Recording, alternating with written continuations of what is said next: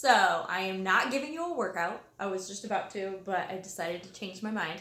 I wanted to talk to you guys about something that I'm realizing over my own life and through other people's fitness journeys and what they tell me. We all lose motivation, and we all get to a point where we're like, this isn't working, and we tend to give up. We tend to settle. We tend to not let ourselves dream about ever achieving certain goals. And I want to kind of talk about that because that's something that I've realized is a big topic of conversation in my own head. And so, yeah, I wanted to kind of talk about that. So I wanted to give you guys just 3 takeaways that have helped me to kind of allow myself to dream that some of these things are possible, but then also being able to see some of those things happen. And some of those things are, obviously health and fitness goals, financial goals, relationship goals. There's so many things that I could list off that I'm like, oh my gosh, and I'm still on a journey. And the thing is, it comes down to, number 1. Here we go. Here's the list. If you want to take notes. Number 1, write it down and allow yourself to dream a bigger dream. So many times we don't want to dream big because we think if we don't reach it, then I'm a failure, and I don't want to confront that part of it. I don't want to see myself as letting myself down again. And that's something that is the biggest roadblock. So let yourself dream, let yourself envision your best life, and write it down every single night. And this was something that I remember doing this at a pretty young age, just always writing out what my best life would be like and what it would look like and what my dreams were. And I fell in and out of it, and now I'm getting back into writing those goals down. And I remember having those feelings come back, and that vision and that excitement it all comes back, trust me. So stay on top of it. Pen and paper, keep it by your bed, write it down. What would your best self look like in 1 year from now, in 5 years from now? Let's talk about physical. Maybe you're training for a Spartan. Envision yourself, close your eyes, envision yourself running that race. What does it look like? What do you feel like? At what point will you really feel like, okay, yep, that's my best self. I know what she or he looks like. I know what he or she eats every day. I know what he or she is training for. And that vision and those reminders will happen every single night before you go to bed. Write it out. And I'm not just talking physical here. What does your best relationship look like? Whether you're with somebody right now or not, what are the relationships that you have in your life that are just, they're not as good as you would like them to be. So write it down, stop, envision it. What type of relationship do you want with a certain family member? You know that there needs to be healing, there needs to be forgiveness. So what would that best life look like? Get on the other side of that roadblock and envision that part of it. Because a lot of times we get to that point where we're hitting that same roadblock and we back away from it. What I want you to do is envision yourself on the other side of that roadblock. And what types of feelings do you have? Is it worth then that confrontation? Is it worth, that struggle of waking up every day at 5 a.m.?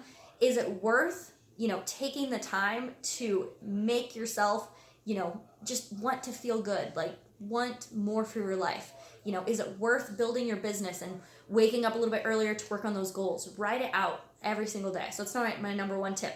Number 2 was environment. Sorry, I wrote it down somewhere. I don't know where it is. But I remember number 2 was environment and accountability. So right now you might not have the greatest accountability, and you might be like, well, I'm screwed because my environment sucks.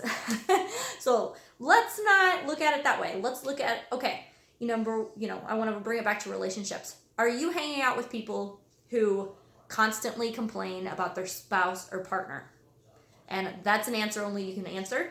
And yeah, I feel like even before, Eddie and I were together, I was hanging out, with people that or even growing up, it was something that was always, taboo. This is how we complain about our loved ones. And it's if they're really our loved ones, why are we spending so much time complaining about them? That's not how you treat a loved one. So first of all, you need to exclude yourself from the conversation. You need to make sure that you bring up something positive. Try to change the subject. And And if those people get pissed off because you're now the positive one, then guess what? You need to find a more positive environment. You need to connect with people who do have amazing lives, who do amazing things for other people, who are genuinely kind, genuinely nicer, genuinely want the best for other people. Rather than people tearing each other down, search for an environment, and that can be found online, that can be found through fitness classes, that can be found through church, that can be found through, so many different avenues. So you need to take the time to kind of pull away from the toxic environment, and maybe you can't get away from it, but you can decide to limit the time that you spend in this toxic environment and spend that energy in a more positive environment. So it's my second tip, your environment and your accountability to a more positive life. You need that. Number 3, be honest and take responsibility. Yes, this is a big one that so many times we will tell ourselves these lies that have said, well, it's because I came from a broken home that this is why I have a terrible relationship. No, you need to let that go. You need to forgive not only the people around you, but you need to, number 1, forgive yourself and just move past it, because you cannot move forward until you let go, because it's basically you are trying to pull a weight, and that weight weighs a ton. Guess what? You can't move a ton. You can't move it. And you're going to try to run this marathon towards a happier life, towards a better marriage or relationship or a business career, and you've got all this stuff dragging you back. You can't do it. I'm sorry, but you can't.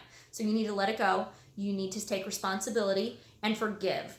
And you'll notice that weight, it will just free you when you stop judging not only others, but when you stop judging yourself. That's a big, big one.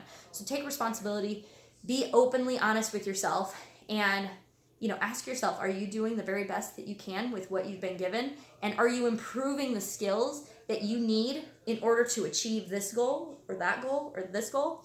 So anyway, those are my 3 takeaways. I know I talked for a little bit here.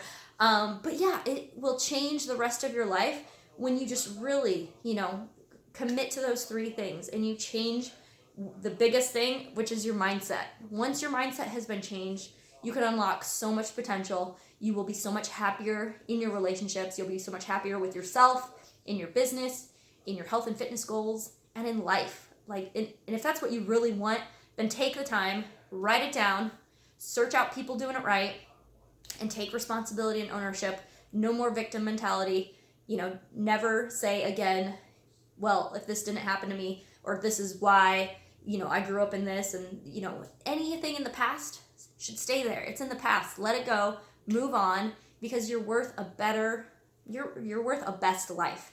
We only have one chance. So anyway, I hope this encourages you guys today.